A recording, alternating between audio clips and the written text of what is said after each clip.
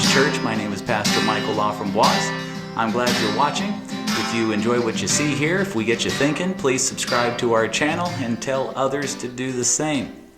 Our first order of business today is an article that I found at thehill.com, published September 26, just a couple of days ago. And let me read a few things here. South Carolina Governor Henry McMaster was reportedly accused of violating the United States Constitution by holding prayers before press conferences. How dare he? The Freedom from Religion Foundation, a national nonprofit that promotes the separation of church and state, sent a letter to McMaster's office in response to two prayers that he led earlier this month before speaking to reporters about the threat of Hurricane Dorian, a likely story. Right. This hurricane, which made its way up the coast of the state, the Associated Press reports. Ryan Jane, an attorney for the Foundation for the Freedom from Religion, alleged his prayers violate the First Amendment and its clause barring the government from showing preference to one religion over another. The Foundation also mailed a letter to McMaster in January about prayers that he gave then, before a press conference about Hurricane Florence. Every time there's a hurricane, this man wants to pray, and he must be stopped. A spokesman in the governor's office, Mr. Brian Sims, told The Hill in a statement that there will be a chaplain saying prayers before press conferences for as long as McMaster is the state's chief executive, and the state has to prepare for major storms. As long as he's in office, as long as hurricanes keep coming, we're going to be praying. For as long as Henry McMaster is the governor of South Carolina, and we have to prepare for these dangerous storms, there will be a chaplain saying a prayer before each of those press conferences, Sims said. For every person who may get offended, countless South Carolinians likely gain strength, guidance, and comfort from these prayers. All right, here we have the intersection of faith and politics. Now, I understand the Foundation's approach here because they feel like this is breaking the law, it's violating the Constitution, barring the government from showing preference to one religion over another. I get that. I understand not everybody's a Christian, and that interpretation basically makes sense. However, here's where I think they don't leave enough room, and here's where I think they hurt their own cause. Yes, the United States should not pass laws that favor one religion over another based on its Constitution. There may be people out there who disagree with that part of the Constitution, but just a strict reading of the Constitution, that seems to make sense. The government should not favor, shouldn't set up laws endorsing a state religion. I get that. However, in this land of freedom, in this place of liberty, men and women, whether or not they hold elected office, should they not be free to practice their own religion? Is the governor here, Mr. McMaster, is his practicing of religion, of his own chosen religion, is that truly a violation of the Constitution wherein it states the government should not endorse a religion? Yes, McMaster is a representative, he is a governor, but he's also a citizen. And I don't think a citizen who holds a particular office, engaging in a particular religion, and in our government we have Muslims, we have Jews, we have Christians, there's probably Hindus. I think Mrs. Tulsi Gabbard, whatever her name is, I think she's in fact a Hindu. And of course we've got Christians. We have people who practice their religion as they hold office, and I don't think anybody should see anything wrong with that. And that goes both ways. I don't think atheists should have a problem with a Christian acting like a Christian in the office that they were duly elected to hold. People no doubt knew that they were a Christian. Not everybody practices their religion publicly, but those that do, usually do it during their campaigns, and the voters know quite well this is the kind of behavior they can expect. I don't know anything about Henry McMaster. I don't know if he's just using this as a political football. I have no idea of his character. However, I have a feeling that those people in South Carolina know right well that this is to be expected of him. I don't think they're surprised in the least. And I just don't think that we want to interpret the Constitution in such a way that it restricts liberty and freedom just because I hold a particular office. Now, if the governor gets up and says, okay, the official religion of South Carolina is now whatever his brand of religion or Christianity might be, hey, I'll join the foundation in helping to stop that man, because I don't think that would be right just as an American. I know there's Christians who probably disagree with me on that. So I do think we need to have room. I think we need to think these kinds of things through as both Americans and as Christians. And plainly, I think this is just an attack by the foundation called Freedom from Religion against an easy target, and I think they're the ones who are using this as a political football. Hate to point fingers, but I just, what are you trying to do here? So you want a country where we're forbidden to do certain things? And who's going to be the watchdog for all of these things? Who's going to be the watchdog for all of our representatives and congressmen and governors and who knows, are secretaries under that as well? Watch out, if you say anything, you're representing the state and the country. I think that is a far cry from what the Founding Fathers truly intended here in the Constitution. Food for thought.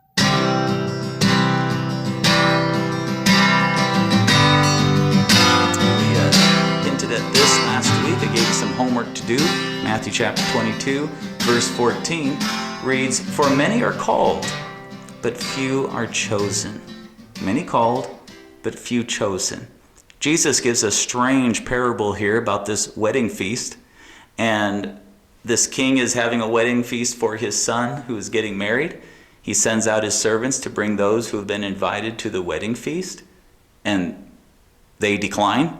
And more than decline, when more servants are sent to remind them that it's time to come, they not only ignore them, but they also torture and kill some of them. So an incredible, astonishing parable that takes quite a twist as Jesus tells it.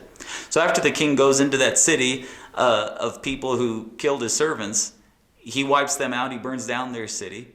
And then he tells his servants, okay, just go out into the highways and byways and bring anybody and everybody, whether they're good or bad, bring them on into the wedding feast so we can get this party on the road. Well, now the king, at the end of the story, he sees somebody at the wedding feast who doesn't have a wedding garment. And he says, "Sir, how'd you get in here? You don't have a wedding garment on. How did you walk in here?"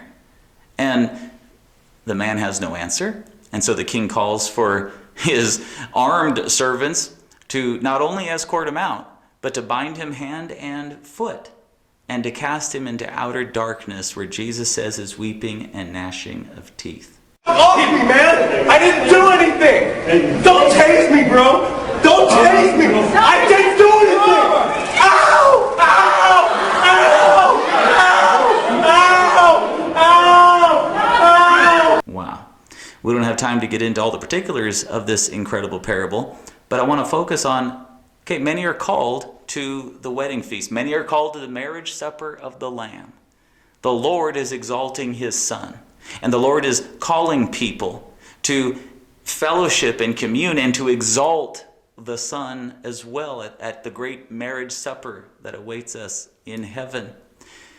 And yet, those who are called, not all of them are actually chosen to be there. And Jesus notes that the garments are what is determinative of election. And interpreted through the lens of the New Testament, we would identify this as the righteousness of Christ. You cannot enter heaven without the righteousness of Christ. To do so, would make you a bandit that should be bound hand and foot and cast into outer darkness Don't to be tase me, judged. bro. Don't tase So me. many people are called by the gospel message. And there are some who profess to believe it and yet do not put on Christ, are not adorned with his garments. It is not enough to profess Jesus Christ. You must be born again. You must be a person who is clothed in the righteousness of Christ. Many are called, and many come into the church. But Jesus says one day, I'm going to separate the unbelieving goats, the hypocritical goats, from my people, my sheep. Many, yes, are called, but few are chosen. How can you tell if you're chosen? Have you put on Christ? Have you been born again by the Spirit of God? That is a test that you must take and you must pass, for your soul depends on it.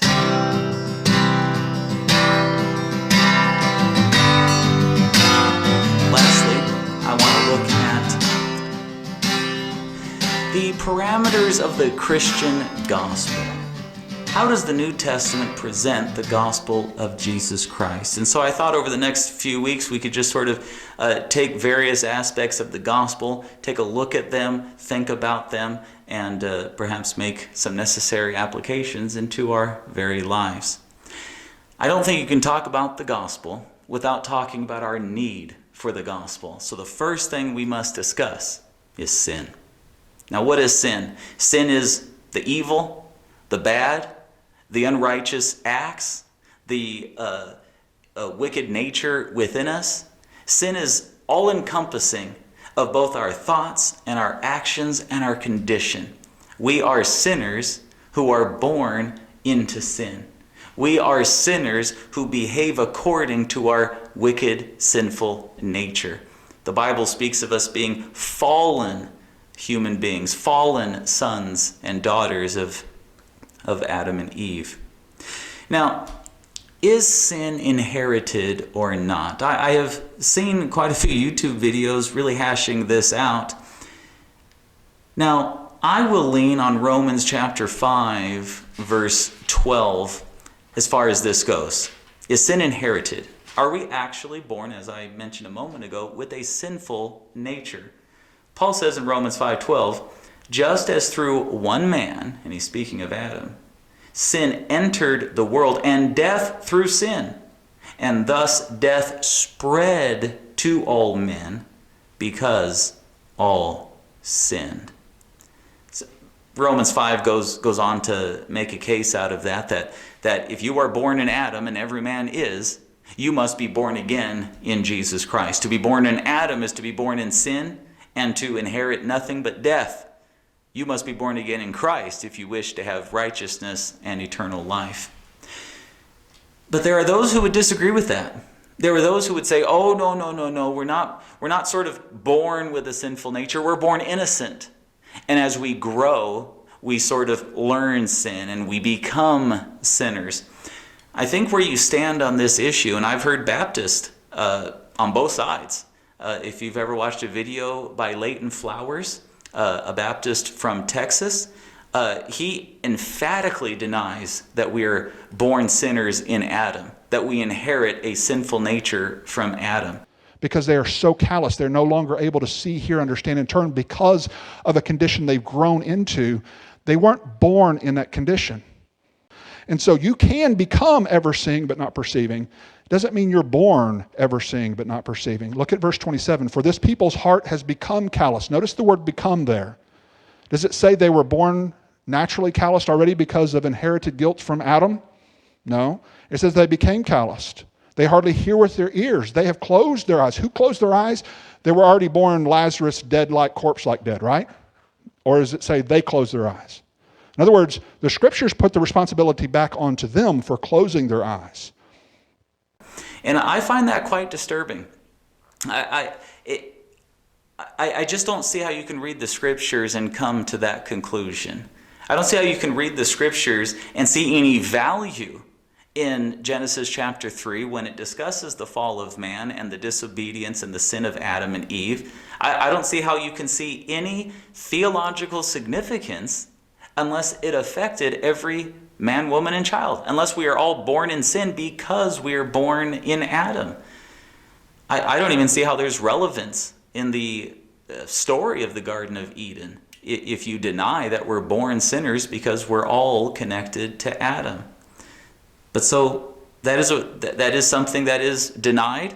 I think you need to come to terms with what you believe about that, because it does trickle down. The dominoes begin to fall in one direction or another depending on where you start. Why are we sinners? Are we born sinners, or do we become sinners?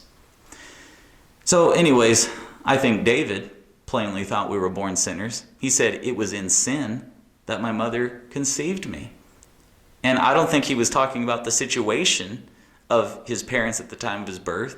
I think he was speaking of his condition of being formed in iniquity and born as a sinner. The Bible plainly says that we are rebels against God. We are born sinners, and as sinners, we rebel. That is our nature. We are sinners, we love sin, and we rebel against God and his righteousness. Romans chapter 3 verse 10 says, "As it is written," Paul speaking, "There is none righteous, no, not one.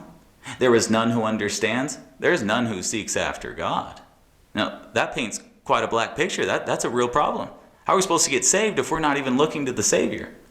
Verse 18, "There is no fear of God before their eyes." Jesus speaks about how men love their sin, and they won't come to the light because they love the darkness, because their deeds are evil.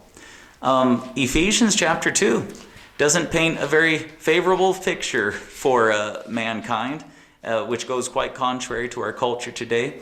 The culture, the world, and even some churches sort of look at man as inherently good. Christians, New Testament doctrine is that man is inherently evil and needs to be regenerated by the Spirit of God and needs to be born again. In Ephesians, Paul states, "And you who were dead in trespasses and sins," as far as God's concerned, you're dead. You have no spiritual life within you.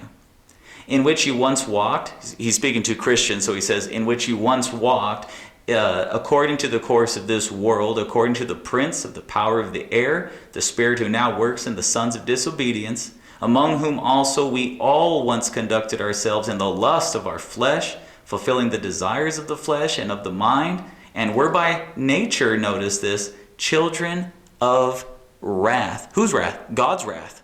We were under the judgment and wrath of God because we were born sinners, we are sinful by nature, and we are rebellious to God because of that sinful nature. And so, the wages of sin is death. And this leads us right into the good news of the gospel message of Jesus Christ. Yes, the wages, the penalty of sin is death, but the gift of God is eternal life in Jesus Christ, our Lord. And we'll look at the next aspect of the gospel in our next program. And until next time, make your calling and election sure.